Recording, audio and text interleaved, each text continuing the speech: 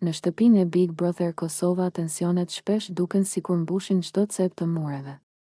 Dita e sotme nisi e qetë, me zhurmën e filxhanëve të kafes dhe me biseda të lehta në kuzhinë, por nën atë qetësi ndjehej një nervozizëm i padukshëm. Klodi, i cili prej ditësh po përpiqej të afrohej me Benitën, duke i vendosur të merrte një përgjigje më të qartë prej saj. Ai i fliste shpesh për shoqërinë, për lojën, për mënyrën se si duhej të qëndronin bashkë për t'i bërë ballë nominimeve. Benita, nga ana tjetër, mbante një distancë që nuk ishte e vështirë të lexojë. Ajo qeshte me të tjerët, por kur Klodi i afrohej, trupi i saj ngurtësohej. Sot, teksa po kalonin nga dhoma e gjumit drejt sallonit, Klodi zgjati dorën për ta kapur për krahu, ndoshta si një gjest miqësor, ndoshta si një përpjekje për të thyer akullin. Benita u tërhoq menjëherë dhe iku me vrap disa hapa më tutje. Zëri i saj u dëgjua i prerë: "Ik, mos më prek, o debil. Mos mu afro më." Fjalët ranë sigur në mes të dhomës. Disa banor ngritën kokën të habitur, të tjerë bën sikur nuk dëgjuan asgjë. Në këtë lojë kamerash askush nuk di si të reagojë, të mbrojë shokun, të mbrojë veten apo thjesht të heshtë. Klodi mbeti i shtangur, me dorën ende në ajër. Në fytyrën e tij u përzien turpi dhe inati. Ai u përpoq të buzëqeshte. Por buzëqeshja ju thye në mes, unë vetëm desha të flisnim, tha ai me zëmë të ulët. Nuk kisha qëllim të keq. Por Benita nuk donte shpjegime. Ajo u kthye nga ai me sy të ndezur: "Shko te Eliona, ajo është mësuar me këto fërkime. Mua më lër rehat." Fjalët e saj, edhe pse të ashpra, dukeshin si një mur mbrojtës që ajo e kishte ndërtuar prej kohësh. Ndoshta brenda shtëpisë njeriu humb durimin më shpejt, ndoshta çdo prekje duket më e rëndë se jashtë. Eliona, që po dëgjonte nga divani, u skuq dhe u përpoq të ndërhynte. "Mos më përfshini mua, ju lutem. Secili ka kufit e vet," tha ajo me një zë që dridhej mes frikës dhe bezdisjes. Atmosfera u bë edhe më e rëndë. Disa banor u afruan për të qetësuar situatën, duke i kujtuar se janë në një lojë dhe se fjalët mbeten gjatë në kujtesën e publikut, por drama në Big Brother nuk është kur vetëm për një moment. Ajo mbart me vete historitë e ditëve të mëparshme, xhelozitë e vogla, keqkuptimet, aleancat e fshehta. Klodi për javësh ndjej i lënë mënjan dhe afrimi me Benitën ishte, sipas tij, një mënyrë për të krijuar një aleate. Benita e shite ndryshe, si një presion që i merrte frymën. Në dhomën e rrëfimit ajo foli gjatë, me zërin herë të fortë dhe herë të thyer. "Nuk dua që askush të më prek pa dëshirën time. Këtu duket sikur çdo gjë lejohet vetëm se jemi para kamerave. Por unë kam kufi. Nuk jam personazh, jam njeri." Fjalët e saj tingëlluan si një kujtesë për të gjithë se pas lojës fshihen ndjenja reale, edhe Klodi u thirr më vonë. Ai u përpoq të shpjegonte veten, duke thënë se nuk e kishte menduar se gjesti i tij do të merrej kaq keq. "Ndoshta jam mësuar me një lloj tjetër komunikimi. Këtu gjithçka zmadhohet. Nuk dua të dukem si dikush që s'respekton gratë," tha ai, ndërsa shikonte poshtë, sikur kërkonte fjalët e duhura në dysheme. Mbrëmja vazhdoi me diskutime të gjata në obor. Disa e mbështesnin Benitën, duke thënë se çdo njeri ka të drejtë të thotë "mos më prek." Të tjerë mendonin se reagimi i saj ishte i tepruar dhe se Klodi meritonte një shans për t'u shpjeguar. Kjo ndarje mendimesh është fryma e vërtetë e spektaklit. Publiku jashtë do të gjykojë, do të mbajë anë, do të krijojë histori, teksa dritat u zbehen. Benita qëndroi vetëm pranë pishinës. Ajo dukej më e qetë, por edhe e lodhur. Ndoshta e kuptonte se fjala e saj e ashpër do të komentohej gjallë. Megjithatë në fytyrë i lexoi një vendosmëri: "Më mirë të dukesh e rrept se sa të lejosh dikë të shkel hapësirën tënde." Klodi nga ana tjetër po fliste me disa djem në dhomën e ndenjes. Ai përpiqej të bënte shaka, por zëri i tij tradhtonte një mërzi të thellë. Loja po bëhej më personale se sa e kishte imagjinuar. Në këtë shtëpi çdo gabim i vogël kthehet në histori kombëtare. Çdo fjali në titull portalesh. Kështu kaloi një tjetër ditë në Big Brother Kosova, me shumë hapash, me dyer që përplasen dhe me ndjenja që përplasen edhe më fort. Askush nuk e di si do të zgjohet nesër dinamika mes Klodit dhe Benitës. Ndoshta do të kërkojnë falje, ndoshta do të largohen edhe më shumë. Por një gjë mbetet e sigurt, kamera nuk harron dhe publiku pret vazhdimin e këtij kapitulli ku respekti, krenaria dhe keqkuptimi përzihen në një histori që duket sikur zgjet më shumë se vetë koha. Shtëpia atë ditë kishte një ajër të rëndë, sikur muret po ngushtoheshin. Alba e ndjente prej mëngjesit se diçka nuk ishte mirë. Klodi sille i ftohtë, i prerë, me atë ton që nuk linte vend për bisedë. Mes tyre kishte mbetur një keqkuptim i vjetër, por askush nuk po gjente guximin ta shpjegonte me qetësi. Gjithçka shpërtheu në kuzhinë, për një arsye të vogël, pothuajse qesharake.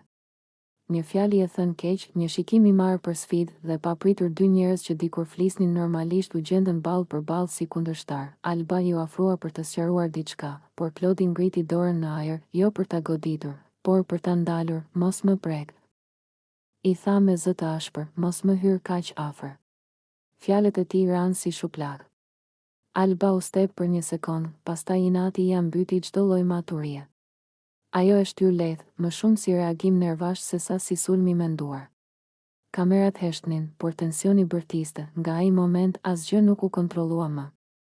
Zërat u ngritën, akuzat u përzien me fyrje.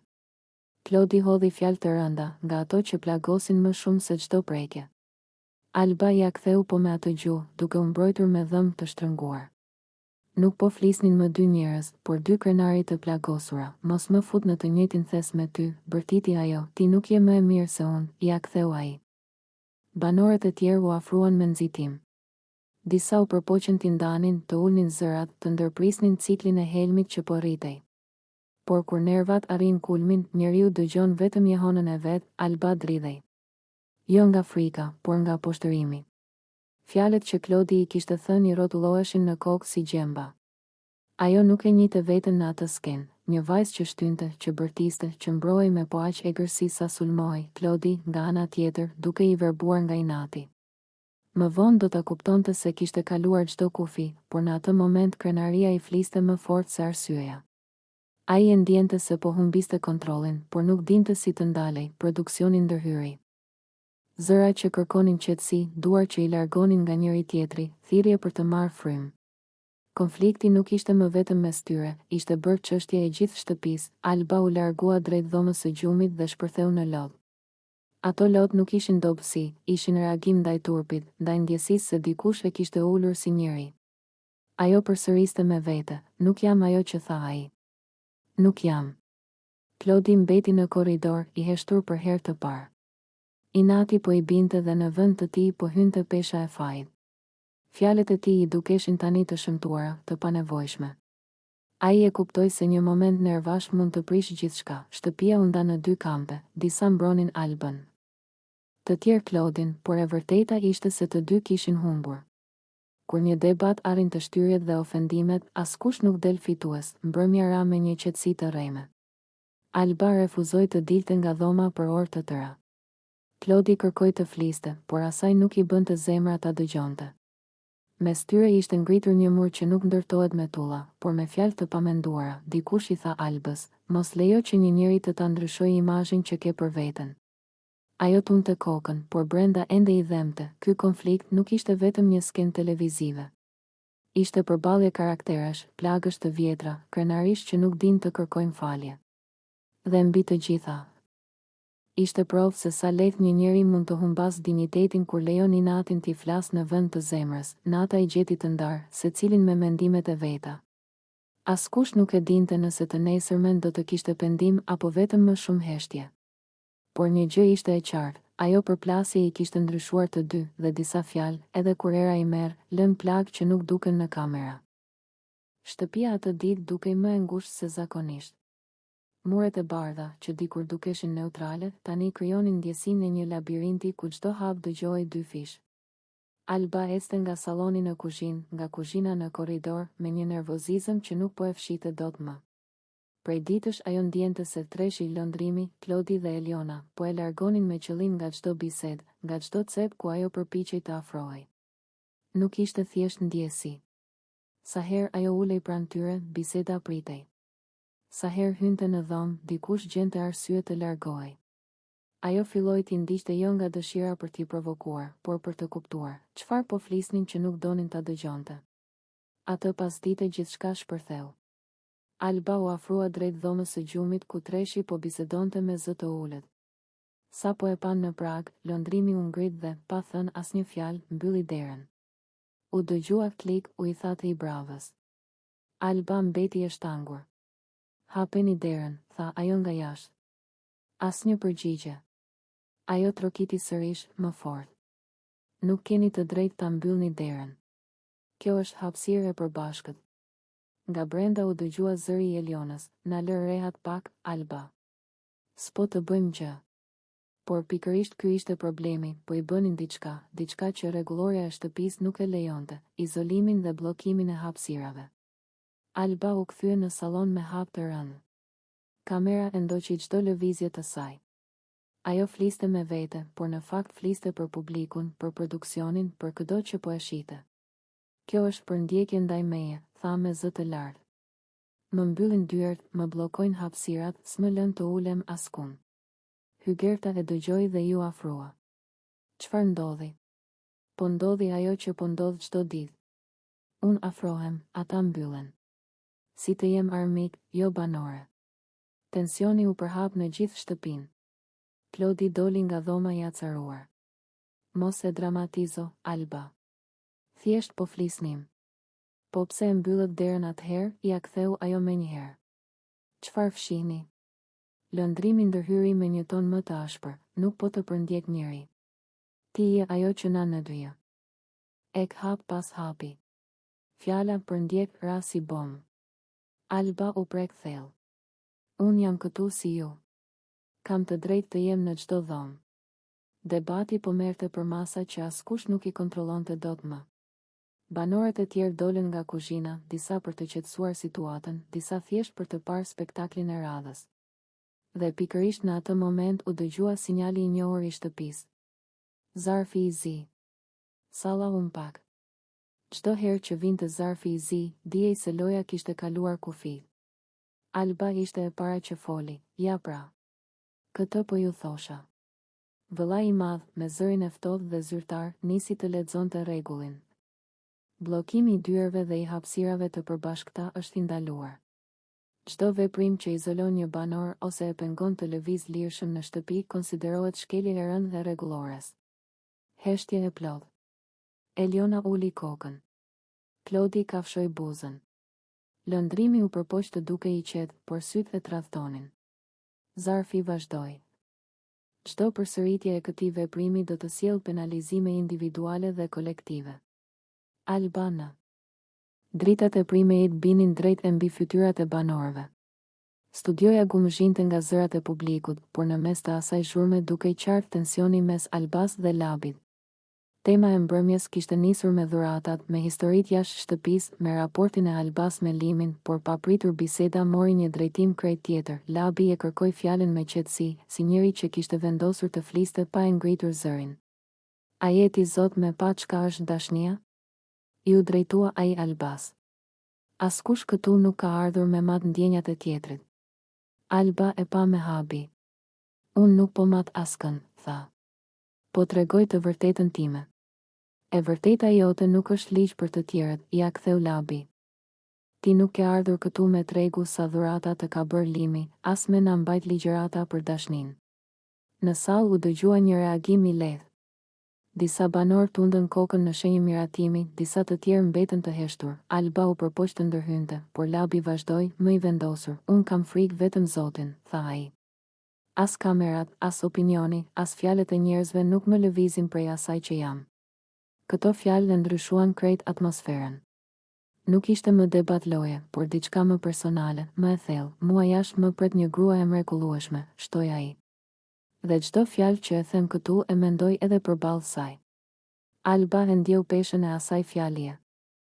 Ajo nuk donte të dukej sikur po sulmonte familjet e askujt. Unë s'kam folur për gruan tënde, tha me ton më të butë, po kur përmend ndershmërinë, kur përmend dashnin, duhet me pas kujdes, ja ktheu Labi.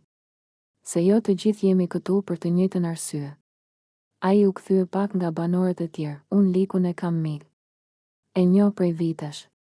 Ka hanger bukë në shtëpinë time, kemi nda sofrën bashkë. Për respekt të asaj misie nuk lejoj me u përbalt emri i tij. Kjo fjali solli një heshtje të re. Alba e kuptoi se po prekte një territor delikat. Unë nuk po e përbalt askën, tha ajo. Po flas për ndjenjat e mia, ndjenjat janë të shenjta, tha Labi. Por nuk bëhen spektakël për me fitu pikë. Moderatori tentoi ta qetësonte situatën, por debati kishte marrë formë më të gjerë se thjesht një përplasje mes dy banorëve. Ishte përballje parimesh, Labi filloi të tregoj për jetën e tij jashtë, për sakrificat, për mënyrën si ishte rritur. Unë jam rrit me një fjalë, nder. Çka them e mbaj. Çka premtoj e bëj.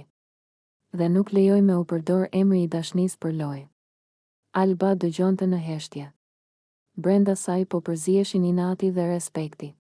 Ajo nuk e kishte parë kur Labin kaq të prerë, po edhe unë kam nder, ju përgjigj. Nuk jam vajzë pa dinitet. Nuk thash që je, tha ai më qetë. Por mënyra si po i paraqet gjërat lëndon njerëz jashtë kësaj shtëpie. Debati vazhdoi gjallë. U përmendën tradita, respekti për familjen, kufiri me sinqeritetit dhe egzagerimin. Disa banorë ndërhyn për të mbështetur Labin, disa për të mbrojtur Albën, por fjalia që mbeti në ajër ishte ajo e tij, unë kam frikë vetëm Zotin. Ajo fjali e zhvendosi diskutimin nga lojat e morali. Alba e kuptoi se nuk kishte përballë thjesht një konkurrent, por një botkuptim krejt tjetër. Unë s'kam ardhur me shkatëru askën, tha ajo në fund. Ndoshta kam folur më shumë se ç'duhet. Labi pohoi lehtë me kokë, të gjithë gabojmë. Por fjala e rënë nuk kthehet mbrapsht. Mbrëmja u mbyll me një lloj paqeje të brisht. Publiku duar trokiti. Por tensioni mbeti pezull mes tyre. Pas primejit në obor, Labi u ul vetëm për disa minuta. Mendonte për gruan që e priste jashtë, për miqt, për likun me të cilin kishte ndarë bukën. Ai nuk e shite veten si lojtar, por si njëri që duhet të ruante fytyrën. Alba nga ana tjetër filloi të reflektonte. Ndoshta vërtet kishte folur nga emocioni, ndoshta kamera e kishte shtyrë të egzageronte. Në atë shtëpi çdo fjalë merrte peshë tjetër.